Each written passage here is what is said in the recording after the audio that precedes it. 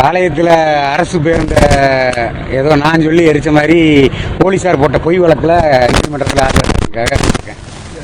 வழக்கு எப்படி என்ன நிலைமையில் இருக்குது? இல்லை, அடுத்து அவங்க ட்ரையல் நடத்தணுங்கிற மாதிரி சொல்லியிருக்காங்க. நம்ம தரப்புல இது பொய் வழக்குங்கிறத நம்ம வழக்கறிஞர் வாதத்தை வச்சுருக்காங்க. இருந்தாலும் மதுரை உயர்நீதிமன்றத்தில் என் மேலே போட்டுக்கிறது பொய் வழக்குன்னு போட்டு என்னோட வழக்கில் இருந்து தள்ளுபடி செய்யுங்கன்னு சொல்லி வழக்கில் இது பண்ண போகிறேன். அடுத்த வழக்கு தானே? எனக்கு இதுக்கு உண்மையிலே சம்மந்தமே கிடையாது. சம்மந்தம் இல்லாமல் அன்னைக்குள்ள சூழ்நிலையில் காவல்துறை, அதுவும் திருநெல்வேலி காவல்துறை போட்ட பொய் வழக்கு தான்.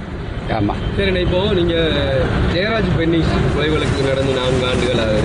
அதுக்கப்புறம் இன்னும் அது கண்டுபிடிக்க முடியாமல் இருக்குது. இப்படி தொடர்ச்சியாக நாடார் சமூகத்தை சேர்ந்த அவர்கள் இறக்கும் போது அவர்களுக்கு நீதி மறுக்கப்படுதா, இல்லை அது ஸ்லோவாக விசாரணைகள் நடக்குது? அது நீங்கள் எப்படி பார்க்கணும்? இல்லைண்ணா, அதாவது இதே தூத்துக்குடி மாவட்டத்தில் மணல் கொள்ளையரால் படுகொலை செய்யப்பட்ட விஓ கொண்டாங்க. அந்த படுகொலை வழக்கை அரசாங்கம் வழக்கை துரிதப்படுத்தி 3 மாதமோ 4 மாதத்துலேயோ அவங்களுக்கு ஆயுள் தண்டனையை நீதிமன்றம் வழங்குச்சு. ஆனால் சாத்தாங்குளத்தில் அப்பாவி ஜெயராஜ் பென்னிக்ஸ் படுகொலைக்கு 4 ஆண்டுகள் ஆயும் இன்னைக்கு வரைக்கும் நீதி மறுக்கப்பட்டுக்கிட்டு இருக்கு. இதில் காரணம் என்னன்னு பார்த்தா, அதிமுக ஆட்சியில் அந்த படுகொலை நடந்திருந்தால் கூட அப்போ எதிர்கட்சியாக இருந்த திமுக சார்ந்த மு.க. ஸ்டாலின் அவர்கள் இதுக்கு ஒரு நீதி வேணும்னு அன்னைக்கு குரல் கொடுத்தாங்க. அக்கா கனிமொழி அவங்கெல்லாம் குரல் கொடுத்தாங்க. ஆனால் இன்னைக்கு ஆட்சியில் இருக்காங்க மாண்புமிகு தமிழக முதல்வராக இருக்கக்கூடிய மு.க. ஸ்டாலின் அவர்கள் இந்த சாத்தாங்குளம் தந்தை மகன் கொடூர படுகொலை வழக்க உடனடியாக அதுக்கு தீர்ப்பு கொடுக்கணும் அல்லது காலதாமதப்படுத்தக்கூடாதுன்னு அதுக்கு அவங்களால நினைச்சா செய்ய முடியும். இதை ஏன் சொல்றேன் அப்படின்னா, சிபிசிஐடி போலீசார் மாண்புமிகு முதல்வர் அவர்களோட கண்ட்ரோலில் தான் இருக்கு. நான் விசாரிச்சப்ப நீதிமன்றத்துக்கு காலதாமதப்படுத்துறது, நீதியரசர்கள் சொல்லக்கூடிய நேரத்துக்கு சிபிசிஐடி அதிகாரிகள் வராம ஒத்துழைப்பு கொடுக்காம இருக்குங்கிறது தான். அப்ப இதுக்கு விசாரணை மறுக்கப்படுதுங்கிறத தான் நாங்க நினைக்கிறோம்.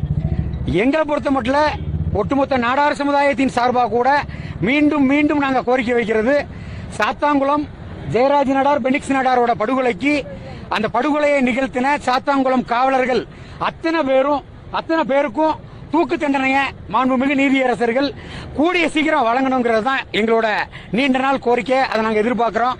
அதே மாதிரி தான் காங்கிரஸ் கட்சியை சேர்ந்த மாவட்ட தலைவராக இருந்த அண்ணன் ஜெயக்குமார் அவர்களோட படுகொலைக்கு இன்னைக்கு வரைக்கும் வழக்கு அப்படியே துரிதப்படுத்தின மாதிரி தெரிஞ்சதே ஒழிய ஒரு கண்துடை பார்த்தா இருக்கு. அந்த இது அப்படி கடப்பில் போட்ட மாதிரி ஆயிடுச்சு. என்ன நடக்கு, அந்த விசாரணையோட நிலவரம் என்னங்கிறது கூட மீடியாக்களுக்கோ அல்லது பொதுமக்களுக்கோ அரசாங்கம் வெளியே தெரியப்படுத்த மாட்டேங்கிறாங்க.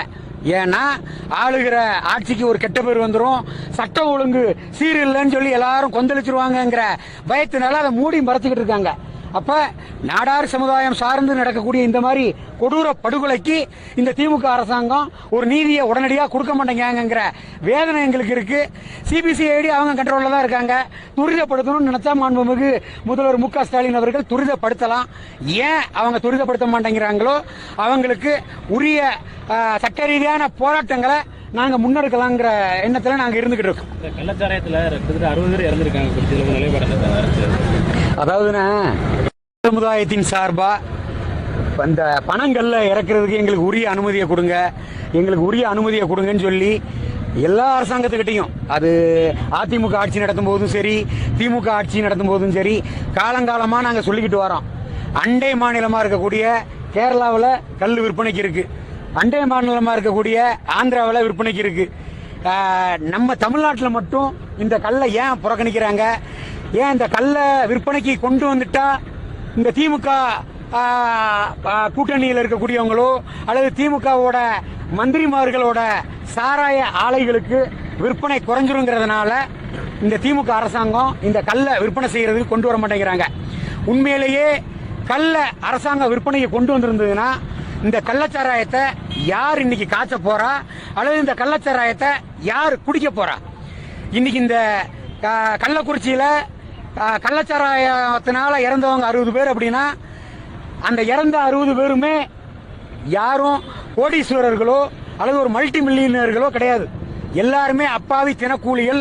அன்றாடம் வயிற்று பொழப்புக்காக ஏதாவது ஒரு தொழிலை பண்ணி அரசாங்கம் விற்கக்கூடிய மதுபானத்தை வாங்குறதுக்கே வழி இல்லாம அதை விட ஏதாவது ஒரு நம்மளோட உடல் அசதியை ஏதாவது போக்குறதுக்கு வழி கிடைக்காதாங்கிறத ஒரு எண்ணத்துல இந்த தேவையில்லாத அந்த விசச்சாராயத்தை குடிக்கக்கூடிய ஒரு சூழ்நிலைக்கு தள்ளப்பட்டிருக்காங்க. அரசாங்கம் தலை குனியணும். உண்மையிலேயே அரசாங்கம் தாமாக முன் வந்து திமுக அரசாங்கம் எங்களால் ஆட்சியை சரிவர நடத்த முடியலன்னு சொல்லி இந்த ஆட்சியை நாங்க கலைச்சுக்கிறோம்னு சொல்லணும். அப்படி இருந்தா தான் உண்மையிலேயே மக்கள் திமுகவை மன்னிக்குங்கிறத இந்த நேரத்தில் சொல்லிக்க கடமைப்பட்டுக்கிறேன். அதே நேரத்தில் இந்த கள்ளச்சாராய சாவுனால பாதிக்கப்பட்டது உதாரணத்துக்கு சொல்ல போனா எஸ்சி சமூகத்தை சார்ந்த பல பேர் பாதிக்கப்பட்டிருக்காங்க. ஆனா கள்ளச்சாராயத்தினால சாவு அடைஞ்சிருக்காங்க இந்த சமூகத்தை சார்ந்தவங்கிற இது எங்க கொதிச்செழுந்துருவாங்களோ, அந்த எஸ்சி சமூகத்தை சார்ந்தவங்க கொதித்தெழுந்துருவாங்களோங்கிறதுக்காக அவங்கள கண்டுடைக்கணுங்கிறதுக்காக தியாகி இம்மானுவேல் சேகரனாரோட பிறந்தநாள் விழாவை அரசு விழாவா தமிழக அரசு அறிவிச்சிருக்கு. அதாவது தியாகிகள் அனைவருக்கும் உண்மையிலேயே அரசாங்கம் வந்து கௌரவப்படுத்தணும். அது எந்த சமூகத்தை சார்ந்தவங்களா இருந்தாலும் கௌரவப்படுத்தணுங்கிறதுல எங்களுக்கு மாற்று கருத்து கிடையாது. ஆனால் இந்த கள்ளச்சாராய சாவுனால எஸ்சி சமூகத்தை சார்ந்த பலர் பாதிக்கப்பட்டிருக்காங்க. இதுல கொந்தளிச்சிருவாங்களேங்கிற ஒரு கண்ணோட்டத்தினால ஐயா தியாகி இம்மானுவேல் சேகரனாரோட பிறந்த நாள் அரசு விழாவை அறிவிச்சிருக்கிறத எங்களால் ஏற்றுக்கொள்ள முடியல. அதே நேரத்தில் எங்கள் நாடார் சமூகம் சார்ந்து கன்னியாகுமரியில ஐயா அனந்த பத்மநாப நாடாருக்கு அரசு விழா வேணும்னு சொல்லி அரசாங்கத்துக்கு பல ஆண்டுகளா கோரிக்கை கொடுத்திருக்கிறோம். அதே நேரத்தில் கொங்கு மண்டலத்தில் கட்டித்தடிக்காரன் ஐயா குணால நாடார் அவர்களுக்கு அரசு விழா வேணும்னு சொல்லி கேட்டிருக்கிறோம். அரசு செவி சாய்க்காம இருக்காங்க. ராமநாதபுரம் மாவட்டத்தில் ஐயா மாமன்னர் தவசி நாடாருக்கு அரசு விழா எடுக்கணும்னு சொல்லி கோரிக்கையா நாங்கள் கேட்டுக்கிட்டு இருக்கோம். இன்னைக்கு வரைக்கும் எடுக்க மாட்டேங்கிறாங்க. அப்ப ஏதாவது ஒரு பாதிப்புகள் வருது அப்படின்னா அந்த நேரத்தை மட்டும் அந்த சமூகத்தை சார்ந்தவங்களுக்கு நல்லது செய்யற மாதிரி ஒரு போக்க பாவலாவை இந்த திமுக அரசாங்கம் பண்ணிக்கிட்டு இருக்குங்கிறத இந்த நேரத்தில் நான் கூற கடமைப்படுறேங்க. தொடர்ச்சியா நாடார் சமூகத்தை சேர்ந்த தமிழிசை சவுந்தரராஜன் அவங்க வந்து கேலியும் கிண்டலும் திமுக அரசு பண்ணிட்டு இருக்கு. ஆனால் நாடார் சமுதாயம் நீங்க வந்து அதுக்கு குரல் கொடுக்காததுக்கு காரணம் என்ன?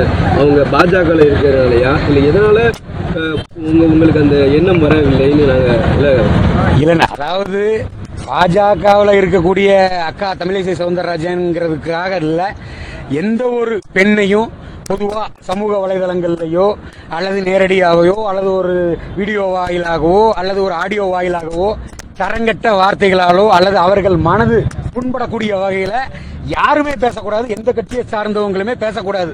இது தொடர்ச்சியா நடந்துகிட்டு இருக்கு.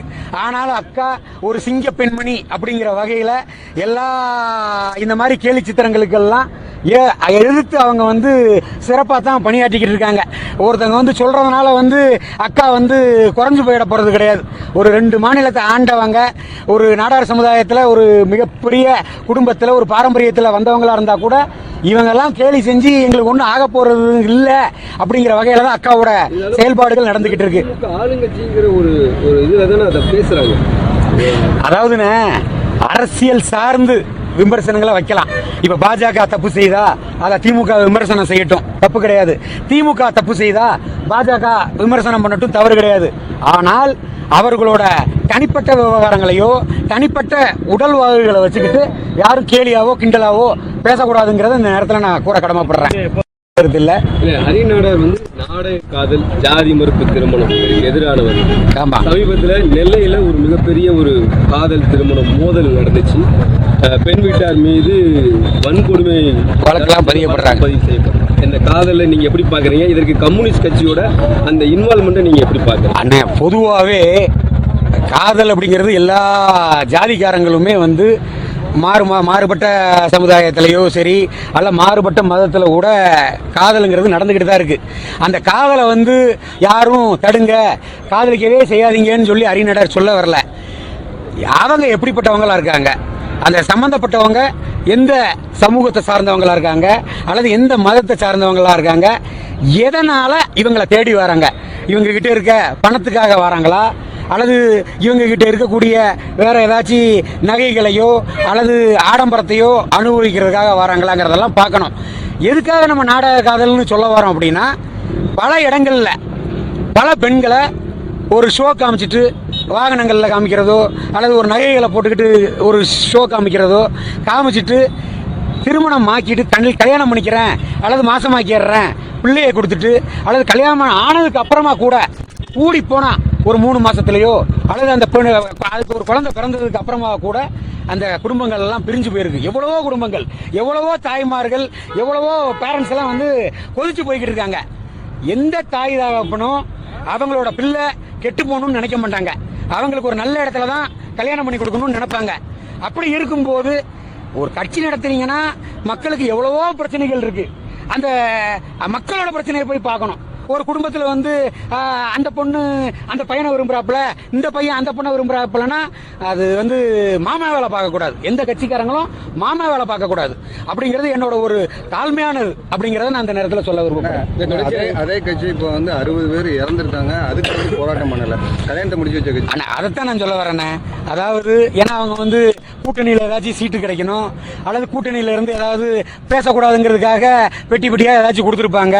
இப்போ இந்த கல்யாணத்துக்கே கூட இடைத்தரகர்கள் தானே ஏதாவது பணம் வாங்கியிருப்பாங்க. அப்படி இல்லைன்னா அவங்களுக்கு வந்து சமூக ரீதியாக எவ்வளவோ பிரச்சனைகள் இருக்கு. திருநெல்வேலி மாவட்டத்தில் எவ்வளவோ பிரச்சனைகள் இருக்கு. அந்த பிரச்சனையை பற்றி கம்யூனிஸ்ட் பேசலாம? ஒரு நடக்கக்கூடிய சமூகத்தில் நடக்கக்கூடிய அவலங்களை எடுத்து சொல்லுவாங்க. ஒரு ஒரு மக்களோட பாதிப்புகளை சொல்லக்கூடியதுதான் கம்யூனிஸ்ட் கட்சின்னு கேள்விப்பட்டிருக்கிறோம். போராட்டம் பண்ணல, அதை பண்ண மாட்டாங்கல்ல அவங்க. ஏன்னா கூட்டணியில் இருக்காங்க. கூட்டணியில் இருக்கும்போது அடுத்த சீட்டு கிடைக்காது அல்லது பெட்டி பெட்டியாக பணம் வாங்க முடியாது. எப்படி அவங்க பேசுவாங்க? படுகொலை நடந்துச்சு, நீங்க கூட அதுக்கு ஒரு கண்டனம் தெரிவிச்சிருந்தீங்க. இந்த மாதிரி தமிழகத்தில் ஜாதி மோதலில் படுகொலை நடக்குது, காவல்துறை அதில் எந்த மாதிரி செயல்படுது, அரசு அதை தடுக்க நடவடிக்கை எடுக்குதா? உங்களுடைய பார்வை என்ன? ஆனால் என்ன பொறுத்த மட்டும் அது எந்த சமூகத்தை சார்ந்தவங்க படுகொலை செய்யப்படுறதும் அது வந்து தவறுங்கிறத நான் சொல்ல வரேன். அது ஏன் ஜாதிக்காரன் செத்து போயிட்டா ஐயோன்னு நான் அழுகுறதும் மற்ற ஜாதிக்காரங்க செத்து போயிட்டா ஆகான்னு சொல்லி கொண்டாடக்கூடியவன் நான் கிடையாது. எங்களை பொறுத்த மட்டும் தேவையில்லாத சமுதாய ஜாதி ரீதியாக கலவரங்கள் நடக்கக்கூடாது. காவல்துறை அதுக்கு சரியான முறையில் நடவடிக்கைகளை மேற்கொள்ளணும். காவல்துறை நினைச்சா கண்டிப்பாக இந்த மாதிரி ஜாதி ரீதியான படுகொலைகளை கண்டிப்பாக தடுக்க முடியும். அதில் மாற்றுக்கிறதே கிடையாது. காவல்துறை தான் முன் வரணும். தமிழக இப்ப திருநெல்வேலி மாவட்டத்திலலாம் மாவட்ட ஆட்சியர் நினைச்சாலே அதை தடுத்து நிறுத்த முடியும். ஒரு கொலை வழக்கில் இருக்கக்கூடிய கொலையாளிகளுக்கு நீதிமன்றம் மூலமா விரிவா தண்டனை வாங்கி கொடுக்கலாம, கேஸை விரிவா நடத்த சொல்லலாம். அது மூலியமா அந்த கொலைகள் தடுக்கப்படலாம்ல.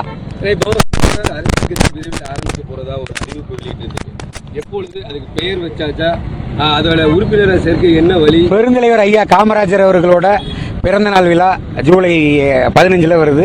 அந்த பிறந்தநாளை முன்னிட்டு அறிவிப்புகளை கண்டிப்பா விட்டுருவாங்க. இதுல சேர்வதற்கு என்ன மாதிரியான வழிமுறைகள் இருக்குது?